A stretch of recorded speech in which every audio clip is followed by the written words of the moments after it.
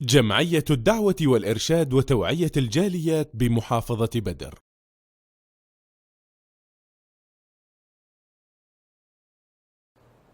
আসসালামু আলাইকুম ওয়া রাহমাতুল্লাহি ওয়া বারাকাতুহু।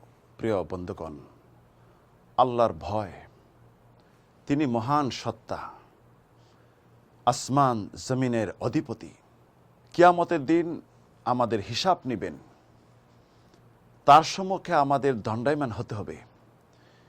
এই ভয়, এই অনুভূতি যদি আমাদের অন্তরে থাকে, এটাই হয়ে যেতে পারে গুনাহমোচন, গুনাহমাপের উপায়। বিশ্বনবী সাল্লাল্লাহু আলাইহি সাল্লাম এক ব্যক্তির ঘটনা উল্লেখ করেছেন পূর্বের যুগের, যে ব্যক্তি সকল প্রকার পাপ করেছে, এমন অপরাধ করেছে এবং সে এটি বুঝতেও পারতেছে যে অপরাধ আমি করেছি আল্লাহ রাব্বুল আলামিন আমাকে যদি পেয়ে বসেন এমন শাস্তি প্রয়োগ করবেন যে শাস্তি পৃথিবীতে কাউকে দিবে না। এই ভয় তার অন্তরে আছে, এই অনুভূতিটা তার অন্তরে আসছে। তখন সে একটি উপায় অবলম্বন করলো, আল্লাহ রাব্বুল আলামিনের আযাব থেকে, গজব থেকে কিভাবে বাঁচা যায়। সন্তানদেরকে আহ্বান করলো, একত্র করলো, জিজ্ঞাসা করলো, আমি তোমাদের কেমন বাবা?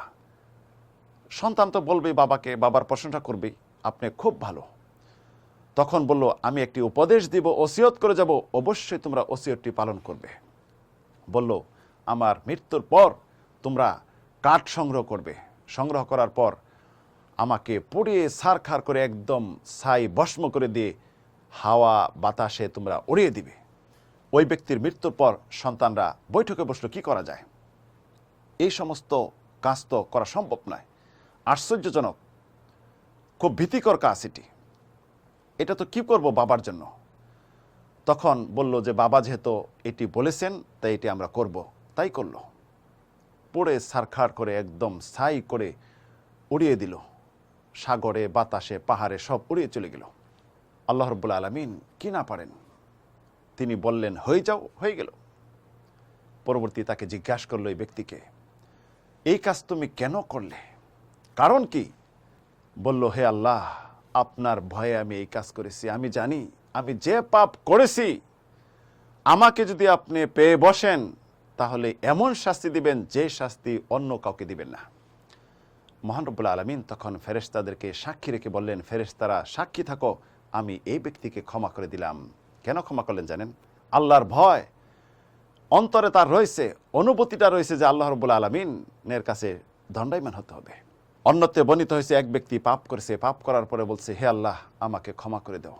আল্লাহ রাব্বুল আলামিন ফেরেশতাদেরকে বললেন, দেখো, এই ব্যক্তি জানে যে আমি ক্ষমাশীল, দয়ালু এবং আমি শাস্তি দিতে পারি, আমি ক্ষমা করে দিলাম। কিছুদিন পর আবার ওই ব্যক্তি পাপ করেছে, পরবর্তী আবার ক্ষমা চেয়েছে আল্লাহ রাব্বুল আলামিনের কাছে, আল্লাহ রাব্বুল আলামিন ক্ষমা করে দিলেন। মানুষ তো ভুলে যায়, শয়তান পিছে লেগে এসে ভুল করায়। মুসলিম মুমিন যারা রয়েছে তাদেরকে ভুল করায় শয়তান পাপের দিকে ধাবিত করে, আবারও পাপ করে ফেলল। তখন বলল, হে আল্লাহ, আমাকে ক্ষমা করে দেন।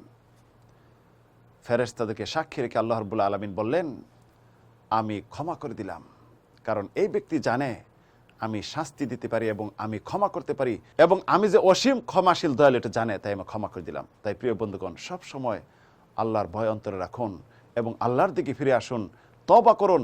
আল্লাহ রাব্বুল আলামিন আপনার জন্য সব সময় আহ্বান করতে থাকেন, হে বান্দারা, আমার কাছে ফিরে আসো, আমার কাছে ফিরে আসো।